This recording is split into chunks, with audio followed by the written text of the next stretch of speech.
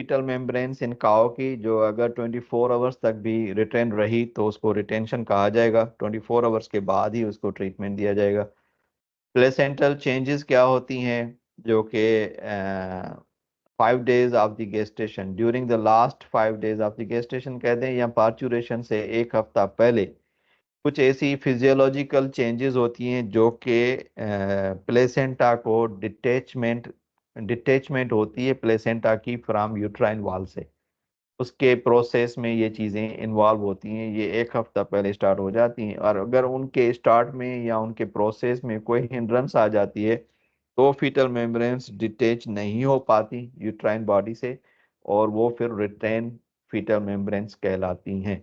तो एक तो है कोलिजनाइजेशन, वहां पे कोलिजनाइजेशन का प्रोसेस स्टार्ट हो जाता है प्लेसेंटोम में।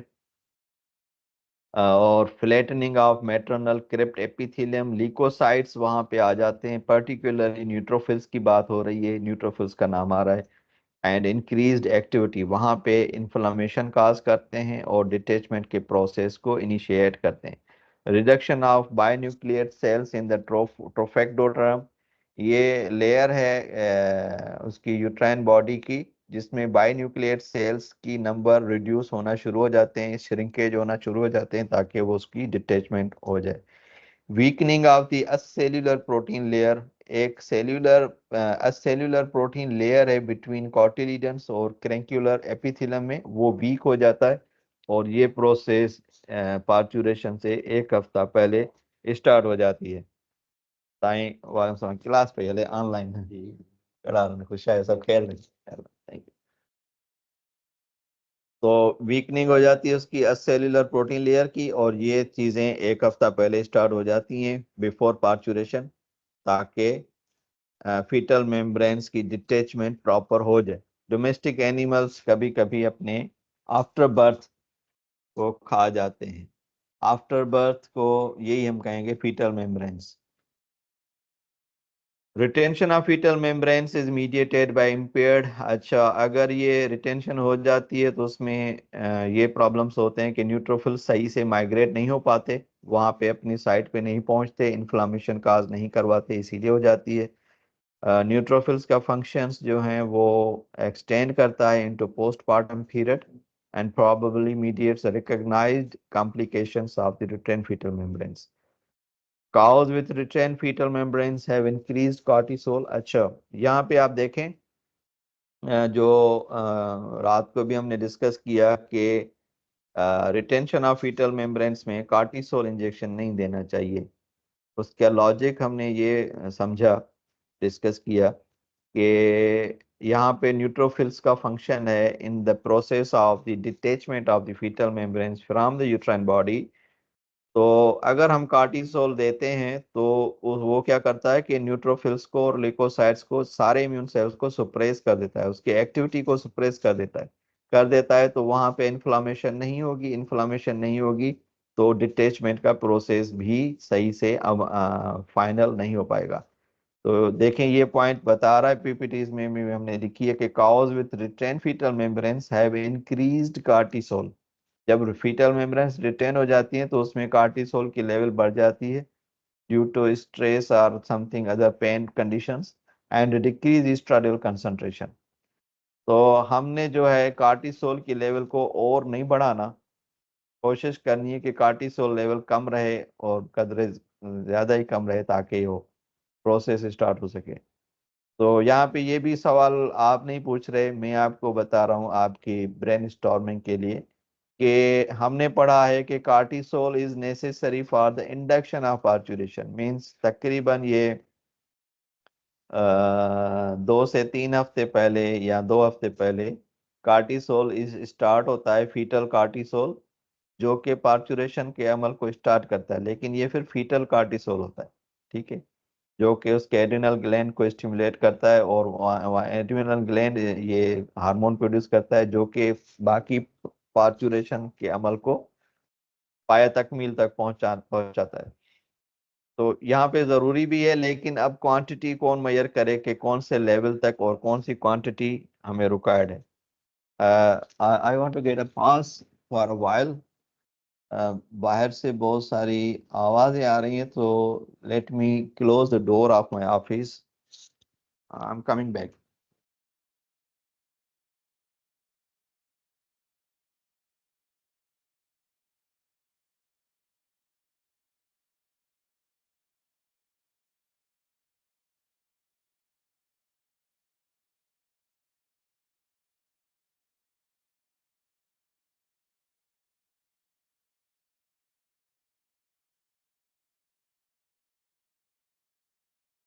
तो कार्टिसोल को जो है हमने अवॉइड करना है, हमने नहीं देना बाहर से। कार्टिसोल जो है इसके फीटल मेम्ब्रेन्स की डिटेचमेंट के अमल को रोक देता है।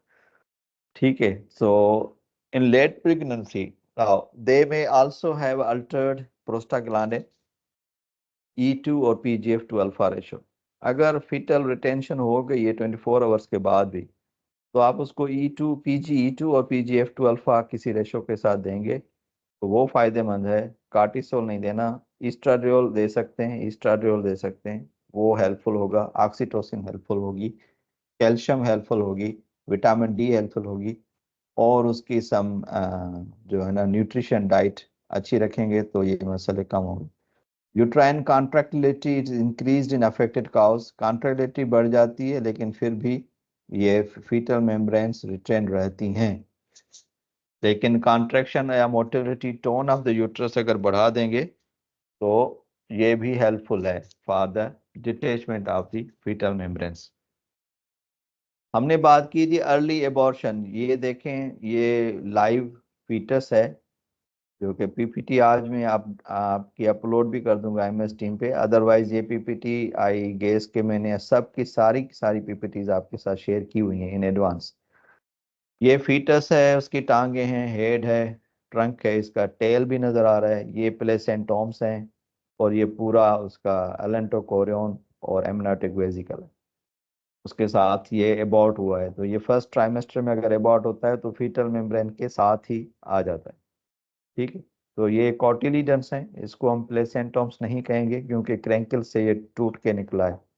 तो ये कह सकते हैं कि इन द फर्स्ट ट्राइमेस्टर इसकी जो अटैचमेंट है वो इतनी स्ट्रांग नहीं होती है, या इसका प्रोसेस क्विकर हो जाता है तो ये जल्दी से टूट भी जाते हैं और बाहर आ जाते हैं। तो एबॉर्शन के प्रोसेस को फिर दोबारा से हमें देखना पड़ेगा कि उसमें क्या क्या होता है।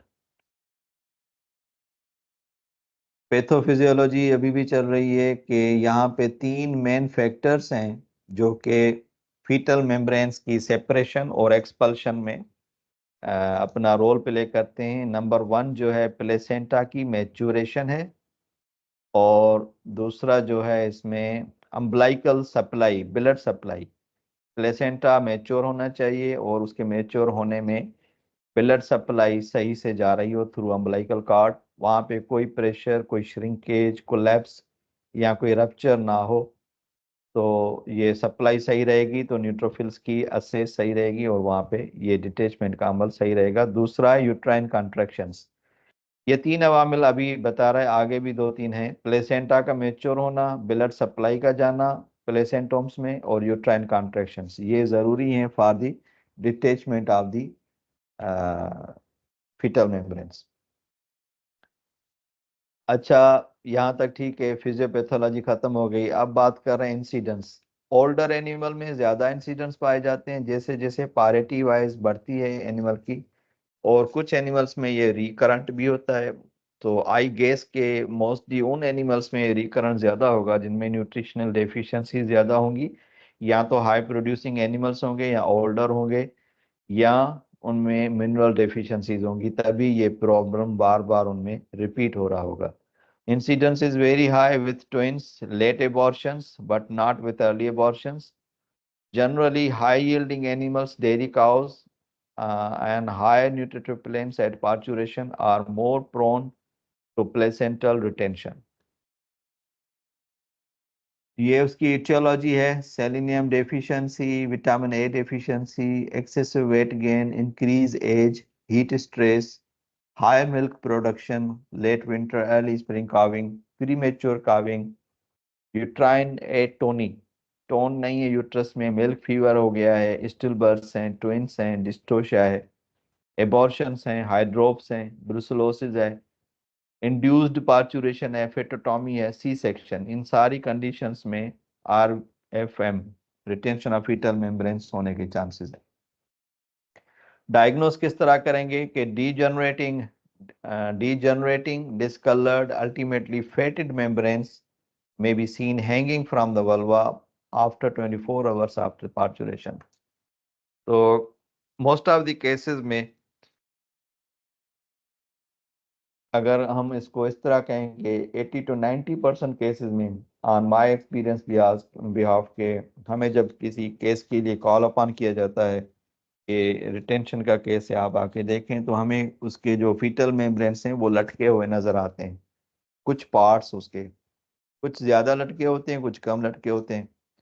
80 to 90% केसेस ऐसे ही होते हैं, लेकिन कोई 10 से 15 या 20% केसेस ऐसे होते हैं जिसमें बाहर लटका हुआ कुछ नजर नहीं आता। जस्ट आपको ओनर बताता है कि आफ्टर पार्चुरेशन जो है अभी तक इसने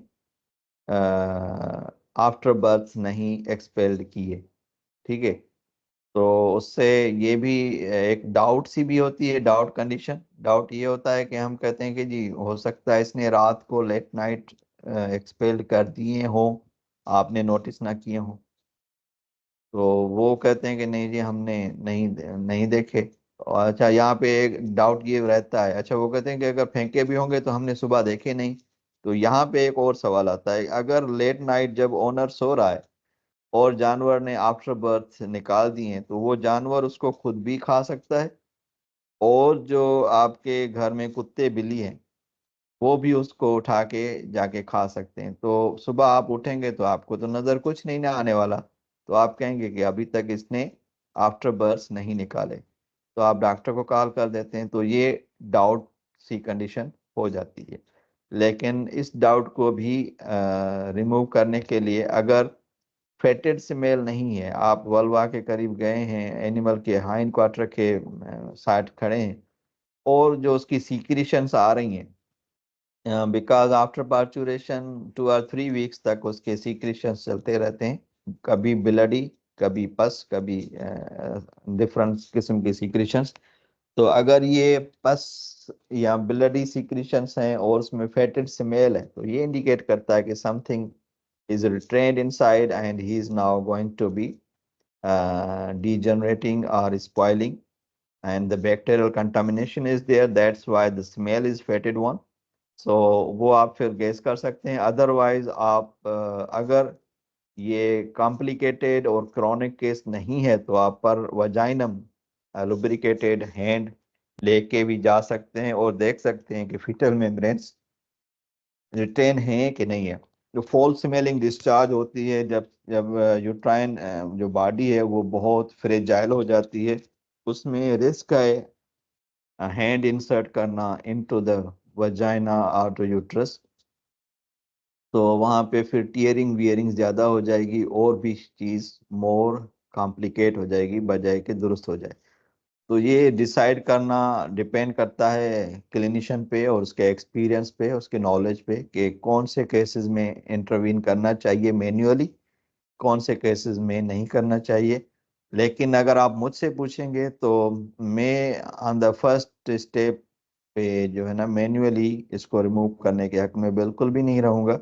मैं एनिमल की कंडीशन को चेक करके फिर उसकी सप्लीमेंट्री ट्रीटमेंट शुरू कर दूंगा, जैसे कैल्शियम बोरोग्लूकोनोट है, विटामिन डी है, बी कॉम्प्लेक्स विटामिन है, वो देके फिर हार्मोन्स ट्रीटमेंट है, जैसे PGF2 अल्फा है, ऑक्सीटोसिन है, और अगर मेरे पास ईस्ट्रोजन हार्मोन है तो वो देके मैं फिर वेट करूंगा फॉर नेक्स्ट 12 to 16 आवर्स और 18 आवर्स कि ये ट्रीटमेंट कितना काम कर रही है।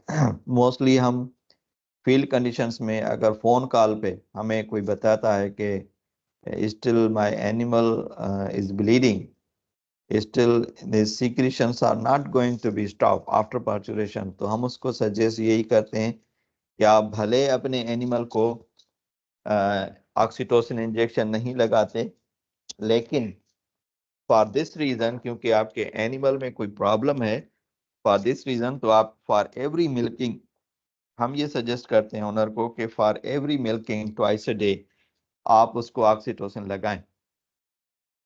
तो लगाने के लिए फिर हम उसको सजेस्ट करते हैं, अगर काव और बफेलो बॉडी वेट के हिसाब से 1 to 2 ml इंट्रामस्क्यूलर आप लगा के फिर मिल्किंग करें, चुवाई बाद में करें, इंजेक्शन लगाएं पहले ऑक्सीटोसिन।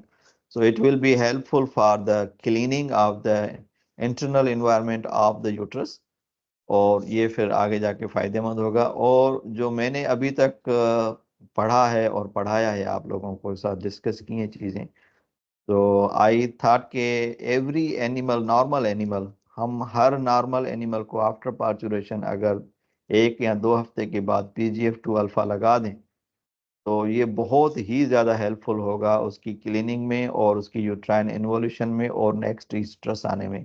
और हमारे जो तकरीबन 70 to 80% एनिमल्स आफ्टर पार्चुरेशन दोबारा रिटर्न टू हीट नहीं होते, उनका भी मसला हल हो जाएगा, कोई एंडोमेट्राइटिस का केस नहीं रहेगा। इसका सबब ये है, या सेफ साइड पे आप लगा रहे हैं, इसका सबब ये है कि ये सारे काम जो है particularly retention of fetal membranes या एंडोमेट्राइटिस, अगर आफ्टर पार्चुरेशन मेट्राइटिस डेवलप हो जाती है या कुछ parts of the fetal membranes अंदर रह जाते हैं, कुछ निकल जाते हैं और कुछ रह जाते हैं, तो वो एनिमल को फिर इनफर्टाइल रखते हैं for for a longer period of the time, कभी 1 साल कभी 2 साल तक वो एनिमल फिर हीट में नहीं आता और वो एन स्ट्रेस रहता है और प्रोडक्टिव नहीं रहता। ओनर जो है वो लगा रहता है उसकी मिल्क प्रोडक्शन में, वो फिर ध्यान नहीं देता कि इसकी अगली स्ट्रेस कब होनी चाहिए, कब इसको दोबारा सर्विस देनी चाहिए। वो लगा रहता है 3 4 5 महीने तक, तो वो सिर्फ इस तरह से कह दें कि दूध बटोरने में लगा रहता है, बस दूध आ रहा है वो उसके लिए फायदा है, वो नहीं ध्यान देता। जब दूध आहिस्ता आहिस्ता कम होना शुरू होता है तब उसकी फिक्र जागने लगती है कि ये इसकी स्ट्रेस क्यों नहीं आई, इसको मैंने दोबारा कंसीव करवाना था क्योंकि नेक्स्ट ये एनिमल बहुत अच्छा है मेरा, अच्छी प्रोडक्शन है इसकी, अब इसको, अब जाके वो जागता है कि 4 5 महीने से इसकी एनिमल स्ट्रेस में आया ही नहीं है। समझें कि उसमें कोई प्रॉब्लम था जो उसने इग्नोर किया। अब यहाँ पे ये चीज जो मैंने पहले आपको कही कि PGF2 alpha on safe side लगा दें, ये है कि ये यूट्रस के इन्फेक्शंस जो भी हैं, रिटेंशन मेम्ब्रेन्स की वजह से, कंटामिनेशन की वजह से, एंडोमेट्राइटिस जो भी है वाट एवर, सो ये लोकल रहते हैं, ये सिस्टमेटिक इन्वॉल्वमेंट नहीं होती, एनिमल शो नहीं करता इलनेस, उसके जो है ना साइन एंड सिम्टम्स इतने प्रोमिनेंट नहीं होते जो कि जानवर खाना पीना छोड़ दे, जानवर को high rise of the temperature हो जाए, ये इन केसेस में नहीं होता। वो तब होता है जब कंडीशन बहुत ज्यादा क्रॉनिक हो जाए, कॉम्प्लिकेटेड हो जाए और उसके जो आफ्टर बर्थ जो रेजिड्यूज हैं जो कि रिटेन है विद इन द यूट्रस, अगर वो टॉक्सिन्स प्रोड्यूस करना शुरू कर दें तब जाके एनिमल्स शो करता है, अदरवाइज शो ही नहीं करता। तो इस वजह से सेफ साइड पे अगर दे दें तो बहुत ही हद तक हम जो है ना इनफर्टिलिटी के केसेस को अच्छे से डील कर सकते हैं। तो this was for your knowledge and experience, so you can do it in your, when you enter in the field of the theratogenology, when you enter into in the society as a veterinary clinician, I think you can better perform on the behalf of the knowledge which you are gaining now. Okay, उसको फिर भी आप furnish करें, अपने knowledge को बढ़ाएं इसकी AI के थ्रू और गूगल के through, what ever I am talking on my experience of my teaching experience and my personal experience what I am doing in the field conditions. Okay, आगे चलते हैं जी। ये सेम चीज थर्ड जो आपकी ये पैरा है, ये देखें, मैंने अभी जो आपको बताई है, मैं पीपीटी देख के नहीं पढ़ रहा था, ऐसे ही पढ़ रहा था। In most cases there are no science of systematic illness, when systematic signs are seen, they are related to toxemia. Okay, uncomplicated retention of fetal membranes means कोई complication नहीं है और fetal membranes भी retain है, is unsightly, वो दिखने में नहीं आती, and inconvenient for animal handlers and milkers but generally not directly harmful to the cow. कुछ केसेस ऐसे होते हैं जो कि अनडिटेक्टेबल रहते हैं लेकिन वो ऑटोमेटिकली फिर कवर भी हो जाते हैं। अगर एनिमल की स्ट्रेस रिटर्न हो गई, 1 या 2 स्ट्रेस उसने शो किए आफ्टर पार्चुरेशन, तो इसमें वो जो जो चीज़ें पीछे रहती हैं वो ऑटोमेटिकली रिमूव हो जाती हैं। लेकिन यहाँ पे एक चांस है कि अगर कोई चीज़ रह जाती है यूट्रस में तो फिर कार्पस ल्यूटम भी रहता है, परसिस्टेंस ऑफ कार्पस ल्यूटम रहती है, जो कि फिर उसको नेक्स्ट स्ट्रस होने नहीं देती। तो ये डिपेंड करता है upon the quantity of the progesterone in the blood. Okay, however, cows with retained fetal membranes are at increased risk of developing metritis, ketosis, mastitis, abortions in subsequent pregnancies. Cows that have once had retained fetal membranes are at increased risk of recurrent at subsequent pregnancies. अच्छा, यहाँ पे आगे ये हो गया diagnose किस तरह करते हैं और उसको डील किस तरह करते हैं। अब आते हैं ट्रीटमेंट की तरफ। Manual removal of retain membranes is not recommended and is potentially harmful. बहुत हद तक इसको अवॉइड करें। अगर आप बहुत ही नॉलेजफुल एक्सपीरियंस है तो पहले उसको सपोर्टिव ट्रीटमेंट्स दें, उसकी डेफिशिएंसीज को पूरा करें, फिर हार्मोनल ट्रीटमेंट दें। इन द एंड आप उसको एंटीबायोटिक दें सेफ साइड पे, ताकि कोई बैक्टीरियल कंटामिनेशन है तो वो भी खत्म हो जाए। उससे सही नहीं ना होता और फिर एनिमल की कंडीशन इतनी बुरी नहीं है तो आप मैन्युअली भी रिमूव कर सकते हैं, जो कि फॉरेन लिटरेचर इसको स्ट्रिक्टली प्रोहिबिट करता है। Trimming of the excess tissue, अगर कोई लटकती हुई फीटल मेम्ब्रेन्स नजर आए आपसे, वो खींच के निकाली भी नहीं जा रही, तो आप उसको वहां पे ट्रिम कर दें। ये सजेशन बिल्कुल भी नहीं दी गई है। Handlers and contributors to gross contamination of the genital tract is permissible. तो यहाँ पे ट्रिमिंग करने से ये मुराद है कि जो चीज़ बाहर निकल रही है, आपने उसको जो ना काट दिया, तो उसका जो छोटा पार्ट जो बाहर था वो अंदर चला गया और वो बाहर की कंटामिनेशन भी अंदर ले गया। तो ये रिकमेंडेड बिल्कुल नहीं है, काटना नहीं है। और हमने क्लास में पढ़ा था कि कोई ऐसी कोर्स लकड़ी हो या ऐसे कोई साफ, जो उसमें उसको आप जो लटकती हुई फीटल मेम्ब्रेन से उसमें उसको नॉट दें। नॉट दे के फिर लॉन्गिट्यूडनली उसको ट्विस्ट करें, आहिस्ता आहिस्ता उसको घुमा के उस पे घेरा तंग करें। जैसे रोप में नहीं ना होते, ट्विस्ट के धागे बने होते हैं आपस में जुड़े, इस तरह से उसको ट्विस्ट दें रोप की तरह। और आहिस्ता आहिस्ता आहिस्ता तो वो डिटेच होना शुरू हो जाती है और निकल जाती है। अगर फिर भी नहीं होती, आपका यहाँ पे ये जहन में रखें कि प्रेशर जेंटल देना है, फोर्सेबल प्रेशर बिल्कुल भी नहीं देना, जेंटली आप उसको सपोर्ट करते जाएंगे। फील्ड कंडीशन में बहुत सारी चीजें देखी होंगी आपने, आगे जाके देखेंगे कुछ लोग उस जो लटकती हुई फीटल मेम्ब्रेन से उसके साथ ईंट बांध देते हैं, कोई वजनी सी चीज बांध देते हैं कि आहिस्ता आहिस्ता निकाल देगी। और अगर वो ना निकली तो फिर पूरा यूट्रस उसके वजन के हिसाब से बाहर आ सकता है, प्रोलेप्स ऑफ यूट्रस हो सकती है, चांसेस हैं। तो gentle traction is permissible, trimming बिल्कुल भी परमिसिबल नहीं है। आपकी जेंटल ट्रैक्ट अनट्रीटेड काउस जो है, अगर आप उसको छोड़ देंगे, लिटरेचर कह रहा है, हमने कभी ये तजुर्बा मैंने नहीं किया, कम से कम शायद किसी मेरे दोस्त ने किया हो, वो बता सकेगा कि हाउ इट इज पॉसिबल।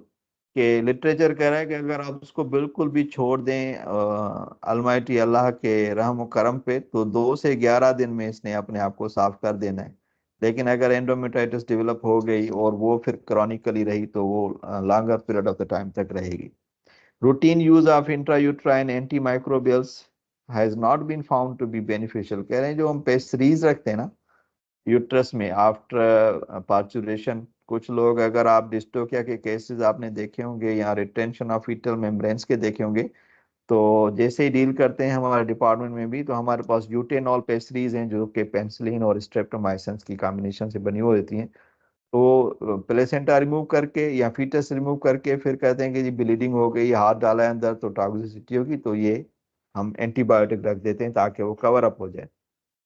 करते हैं लोग, कितना बेनिफिशियल है, लेकिन लिटरेचर मना कर रहा है कि ये इतना बेनिफिशियल नहीं है और डिट्रीमेंटल में भी डिट्रीमेंटल हो सकता है। और शायद ये हमने पिछली क्लासों में भी डिटेल में डिस्कस किया था कि every hollow organ has its own defence system. तो uterine body also have some microbes to help the uterine body to maintain its internal environment. तो जब आप उसको क्लीनिंग करते हैं for antiseptic solution with antiseptic solution, या आप उसमें यूटेनॉल पेस्ट्रीज रख देते हैं जो कि एंटीबायोटिक्स हैं, एंटी माइक्रोबियल्स हैं, तो वो उसके इंटरनल एनवायरनमेंट को, जो कि mother nature of the almighty, Allah ने उसको गिफ्ट किया हुआ है, उसको डिस्टर्ब कर देता है, तो उसको आप फिर रिवाइव कर नहीं पाते। तो ये थोड़ा मसला है। तो ये उसकी वजह से कह रहे हैं कि आप इंट्रा यूट्राइन एंटी माइक्रोबियल्स ना दें, कंपैरेटिवली पेरेंटल दें तो वो सही है। Advocated at various times the oxytocin, estradiol, PGF-12 and oral calcium preparations have not been shown to hasten expulsion of retention metal or to prevent complications. Literature कह रहा है कि आपने ओरल कैल्शियम दी है, PGF-12 लगाया इंजेक्शन, एस्ट्राडियोल दिया, oxytocin, तो वो कहता है कि have not been shown to hasten. अगर एक्सपल्शन 1 घंटे में होनी है और आप कहें कि ये हम चीजें देके उसको आधे घंटे में एक्सपेल करवा देंगे, तो वो कहता है कि इससे हेस्टन नहीं होगा, वो प्रोसेस तक जल्द नहीं हो पाएगा, उसमें तेजी नहीं आएगी। When systematic signs of illness are present, it means systematic treatment with antimicrobials is needed over there. In herds in which incidence of retained fetal membranes is unacceptably high, heard में अगर ये RFM जो है problem बहुत high है, तो predisposing causes should be sought and eliminated. तो एक काव को हो रहा है, 2 को हो रहा है, तो वो तो इंडिविजुअल केस डील किया जाएगा। अगर आपके फार्म पे 1000 काउस हैं और उसमें से 200-300 को इकट्ठा ये प्रॉब्लम हो रहा है, तो आप समझें कि आपकी मैनेजमेंट में कोई खाल पड़ गया है, आपके एनिमल्स को कोई न्यूट्रिशनल डेफिशिएंसीज हो रही हैं, या आपकी क्लीनिंग प्रोसेस सही नहीं है, या आपकी कोई और मैनेजमेंट प्रॉब्लम है, उसको उसको एलिमिनेट करने की कोशिश करें। Supplementation in the treatment of RFM में supplementation with vitamin E and selenium is helpful for herds in which these nutrients are deficient। यहाँ पे deficiency उसमें दें। मैनुअल रिमूवल का कोई प्रोटोकॉल इन्होंने लिखा है, जिसको मैंने शेयर किया इस पीपीटी में, कि बहुत सारे साल पहले से ये प्रैक्टिस में है, अभी भी लोग कर रहे हैं। It is advisable to exercise with caution.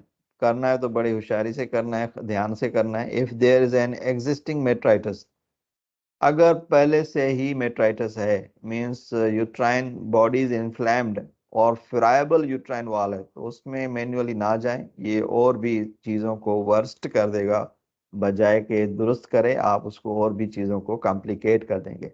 Whether manual removal has an adverse effect on future fertility, but is still under debate.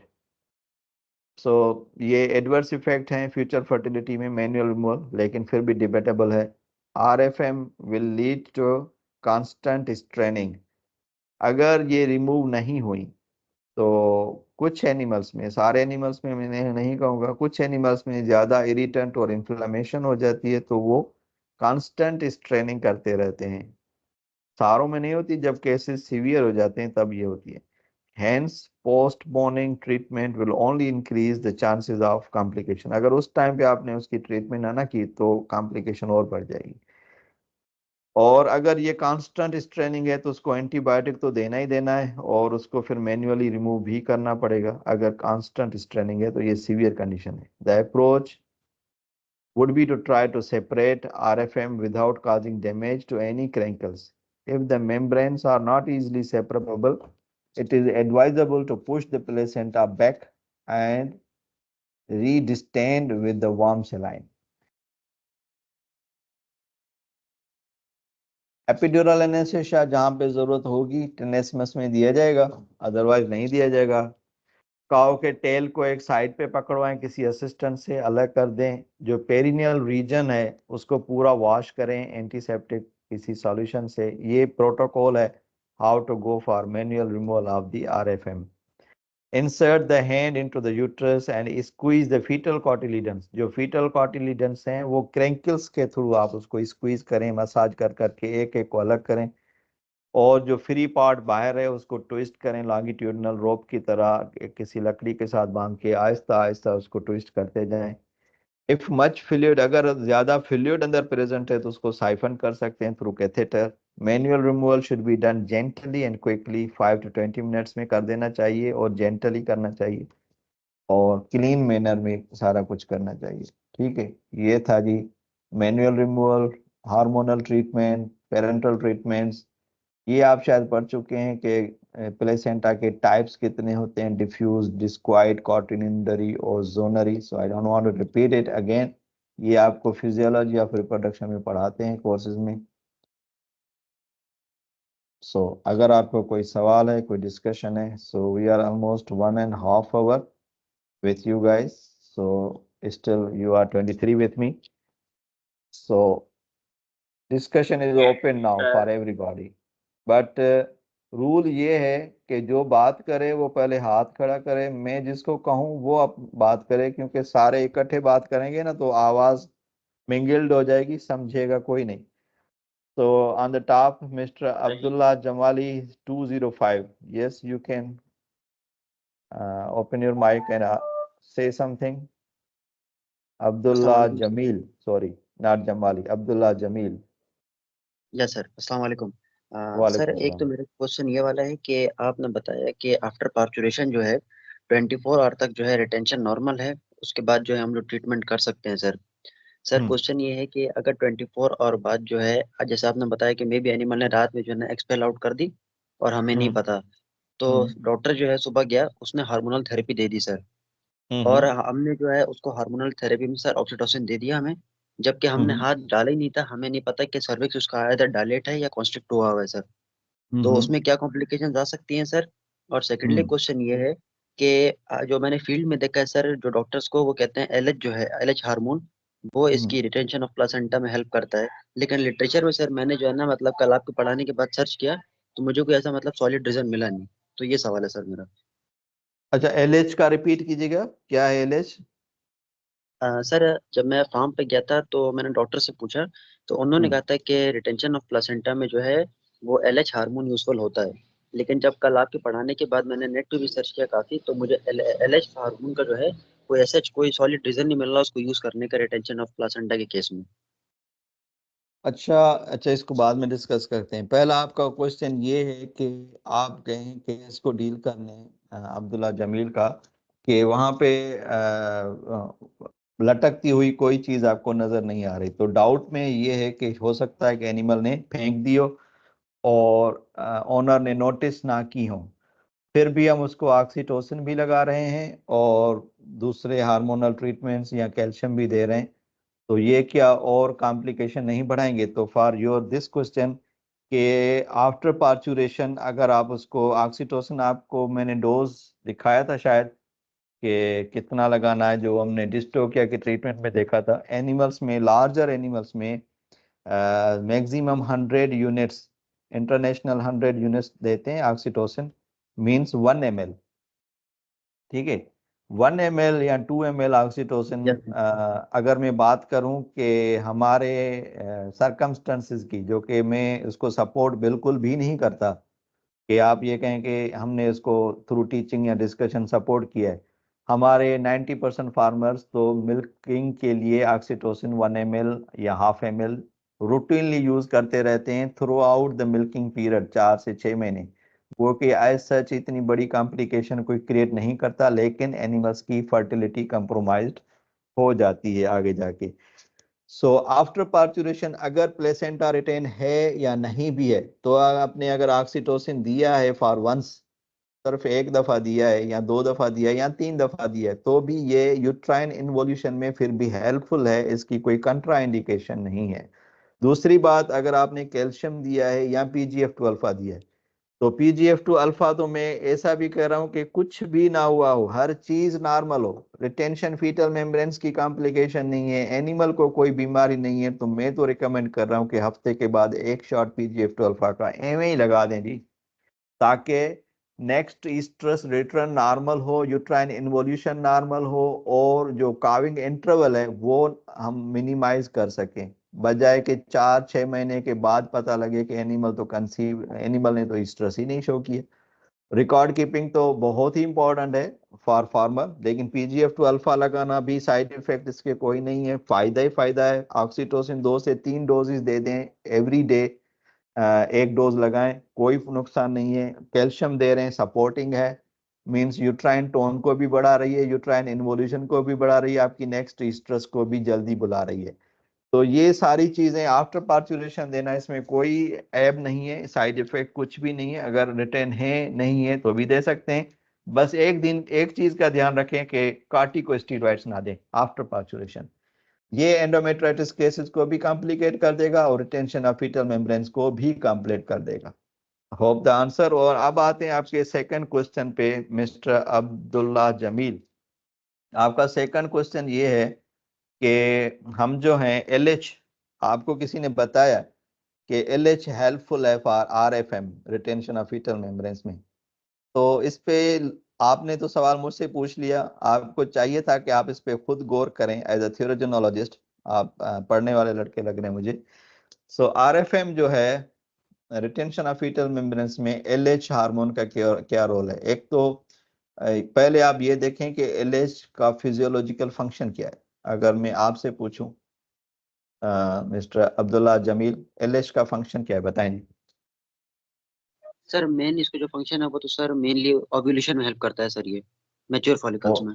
Okay, primary function इसका ओव्यूलेशन है, और मैं तो उसका प्राइमरी फंक्शन कोई और करता हूँ। ये ओव्यूलेशन इसका सेकेंडरी फंक्शन है। दूसरा क्या मेन फंक्शन क्या है एलएच का? दो इसके बड़े इंपॉर्टेंट और मेन फंक्शंस हैं एलएच के। एक हो गया ओव्यूलेशन, दूसरा?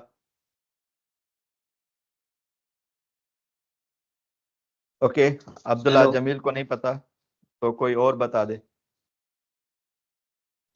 Mohammad sir Ashfaq. Luteogenesis, sir luteogenesis करवाता है sir. Sir yes, Mohammed corpus Kashif luteum की लिबरेशन ल्यूटोजिनेसिस कराता है करवाता है, ठीक है।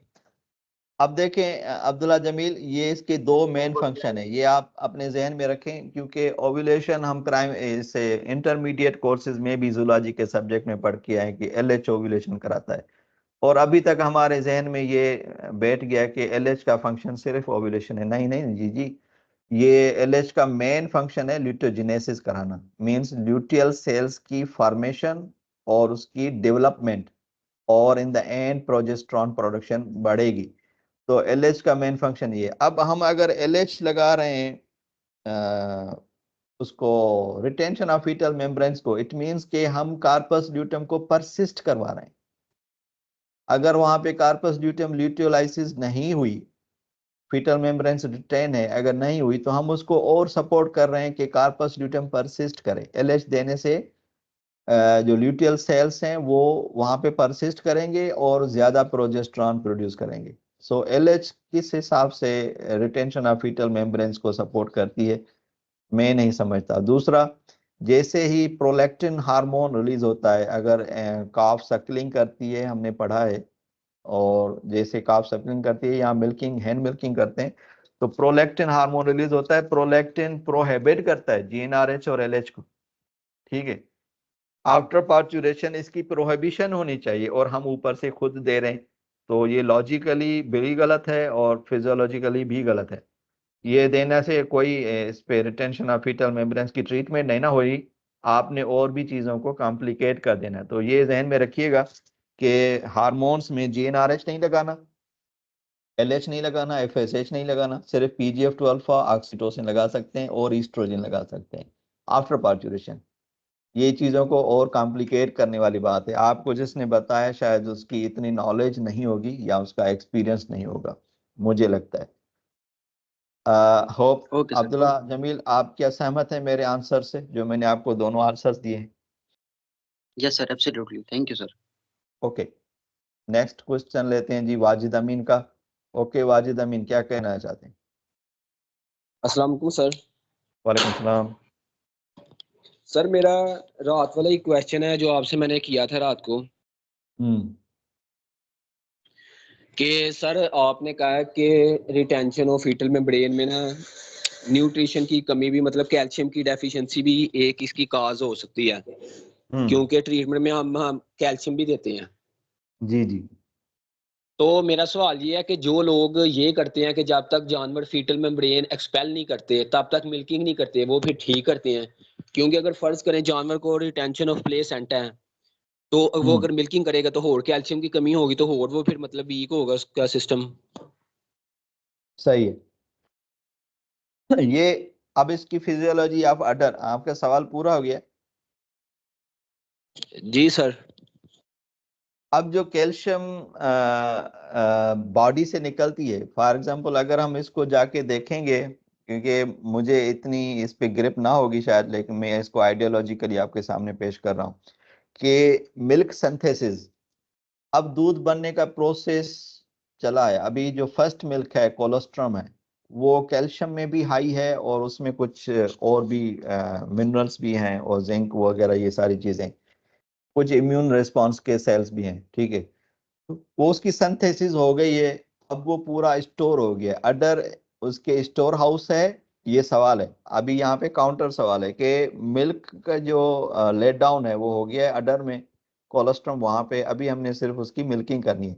क्या अडर में जो मिल्क मौजूद है वो एज ए स्टोर हाउस मौजूद है, या still animal can pick the calcium from the let down milk in the udder? जो अडर में मिल्क मौजूद है उसमें से कैल्शियम वापस ब्लड में जा सकता है, क्योंकि यहाँ पे कैल्शियम की जरूरत ब्लड में है, ना कि मिल्क में। एनिमल को जरूरत है ब्लड में, कैल्शियम की जरूरत कहाँ पे है? ब्लड में, मिल्क में नहीं। अब उसने मिल्क सिंथेसिस कर दिया, अडर में मौजूद है, तो वहां से जो है वो एनिमल की चुवाई होनी है, बाहर जाना है। तो बन तो गया है, कैल्शियम जो ड्रेन आउट होना था ब्लड से, बोन से, मसल से, वो हो गया, मिल्क में ट्रांसफर हो गया। अब क्या ये चांसेस हैं कि अडर के मिल्क से वापस कैल्शियम दोबारा ब्लड में आ जाए? ये सवाल है। अच्छा, मैं सर आपको, लेट मी कंप्लीट वाजिद। मैं आपको ये एक्सपीरियंस शेयर कर रहा हूँ अपने उस्ताद मोहतरम का, जिसके साथ मैंने काम सीखा। तो जब भी हमें कोई केस मिलता था मिल्क फीवर का या हाइपोकैल्सीमिया का, तो हम उनसे कहते थे, और ये शायद उसके बाद मैंने कंफर्म भी किया, किसी लिटरेचर में पढ़ा होगा, I can not recall the exact the book name और द लिटरेचर आर्टिकल नेम, लेकिन ये था कि हमारे उस्ताद भी कहते थे और मैं भी कहता हूँ लोगों को कि अगर मिल्क फीवर का केस हमें मिल जाता है तो हम कहते हैं कि आप उसकी चुवाई जरूर करें, एनिमल की मिल्किंग करें, लेकिन इन द एंड उसके जो कुछ मिल्क का पार्ट है उसको छोड़ दें, ताकि वो उसको वापस वहीं से अडर से अपटेक कर लें। एंड में मिल्किंग के कुछ हिस्से जो अभी मिल्किंग चल रही है, लेकिन आपने काफी अमाउंट निकाल दिया, फिर एंड में छोड़ दें ताकि वो भले वहां से टकअप हो जाए, मिल्क वापस ब्लड में चला जाए। ठीक है, ये कैसे जाता है फिजियोलॉजिकली, इसको मुझे भी देखना पड़ेगा, आपको भी देखना पड़ेगा, लेकिन ये फील्ड कंडीशन में रिकमेंडेशन मेरे टीचर भी देते थे, हम भी देते हैं, और ये मैंने कहीं पढ़ा भी है कि जो मिल्क फीवर के केसेस हैं उसकी चुवाई करते हुए सारा सारा का सारा दूध ना निकालें, आखिर में थोड़ा सा छोड़ दें। लेकिन ये बात कि चुवाई करें ही ना, ये मैंने ना कहीं सुना है ना कहीं पढ़ा है कि बिल्कुल भी ना करें, करेंगे तो कैल्शियम डाउन हो जाएगी। आई डोंट नो कि ये फिर कैसे होता है, प्रोसेस क्या होगा, इसको देखना पड़ेगा। अब बात करें जी वाजिद। सर आपके एक्सपीरियंस ज्यादा है, लेकिन हम मिल्किंग के जब हाइपोकैल्सीमिया होता है तो हम ओनर को इस वजह से कहते हैं कि थोड़ी सी मिल्किंग करें और थोड़ा छोड़ दें। वो क्योंकि अगर वो मिल्किंग नहीं करेगा तो हाई यील्डिंग एनिमल में मास्टाइटिस के चांसेस हो सकते हैं सर।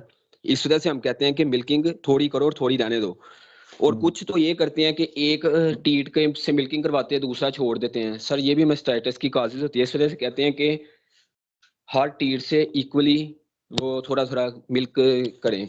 तो सर सही है। दूसरी बात यह है कि अगर मिल्क से दोबारा रीअब्जॉर्ब होती है कैल्शियम तो फिर हाइपोकैल्सीमिया क्यों होता है? क्योंकि ये हाई यील्डिंग की वजह से होता है, कैल्शियम की ज्यादा एक्सक्रीट आउट की वजह से होता है सर। वो भी तो दिन में 2 दफा ही चुवाई होती है ना, कितने घंटे वो अड्डर में ही रहता है, वो रीअब्जॉर्ब फिर क्यों नहीं होता? ये सिमिलर फंक्शन अगर आप इसको देखें जाके, तो जो उससे होते हैं, फिल्ट्रेशन होती है किडनी से पानी की, वहां से फिर अगर आप में डिहाइड्रेशन है तो वहां से कुछ पानी फिर दोबारा रीअब्जॉर्ब होके बॉडी में चला जाता है फिल्टर होने के बाद भी। तो इस तरह का कोई फिनोमेना होगा, इसको डिटेल में पढ़ना पड़ेगा, या मेडिसिन वाले पढ़ाएंगे आपको। अडर की मेस्टाइटिस के केस, मेस्ट आप बिल्कुल दुरुस्त कह रहे हैं, एग्जैक्टली किसी एक टीट से करें दूसरे से ना करें, ये रिकमेंडेड नहीं है। आप करेंगे थोड़ा निकालें थोड़ा छोड़ दें, हम कहते हैं ज्यादा निकालें थोड़ा छोड़ दें आखिर में, ताकि कैल्शियम कैसे हो। बाकी ये कि फिर भी क्यों होती है हाइपोकैल्सीमिया, ये डिपेंड करता है, मैंने आपको इसकी बताई थी, ब्लड में कितनी होनी चाहिए नॉर्मल कैल्शियम लेवल काउ में। और मैंने आपके साथ अपना सिंधी वाला आर्टिकल भी शायद शेयर किया था। तो वो डिपेंड करता है कि ब्लड में कितनी है, और पैराथॉर्मोन हार्मोन, पैराथ्रोमोन हार्मोन, और फिर विटामिन डी का रोल कैल्शियम की एब्जॉर्प्शन में, फिर हेलमिनथियासिस जिसकी वजह से कैल्शियम डाउन हो रही है, फिर आपकी इनपुट और आउटपुट, आप एनिमल को सप्लाई नहीं दे रहे उतनी न्यूट्रिशन में जितनी उसकी रिक्वायरमेंट है, तो वो अपने फिर बॉडी से कैल्शियम रिजर्व्स जो हैं बोन से और मसल से वहां से खींचता है, तो वो आहिस्ता आहिस्ता डाउन हो जाता है। वो तो एक लंबा सा चौड़ा सा फिनोमेना है जो पहले भी हमने काफी इसको डिटेल में डिस्कस किया है। लेकिन ये रिकमेंडेड बिल्कुल है कि चुवाई छोड़ दें आखिर में, मिल्क पूरा अडर खाली ना करें, ताकि उसको थोड़ी सपोर्ट रहती है। लेकिन ये नहीं कभी सुना ना कभी तजुर्बा किया कि चुवाई करें ही ना, ये आई डोंट नो। और उसके बाद जो है आप उसको अगर कैल्शियम सपोर्ट दे रहे हैं बाहर से, तो फिर चुवाई क्यों ना करें। आप कैल्शियम दे रहे हैं डायरेक्ट इनटू द ब्लड, और वहां से तो देर से फिर एब्जॉर्ब होगी, फिर जाएगी कि नहीं जाएगी, ये प्रोसेस तो डिटेल में देखना पड़ेगा अडर का। हाँ ठीक है। होप अभी भी आपका क्वेश्चन शायद सेटिस्फैक्टरी ना हो, लेकिन इसके लिए बैकग्राउंड नॉलेज चाहिए जो ना कि मेरे पास है ना ही शायद आपके पास है। So let's see the physiology of order, and जो मिल्क रह जाता है वो कहाँ जाता है, और इसको देखना पड़ेगा आपको भी और मुझे भी। ओके कोई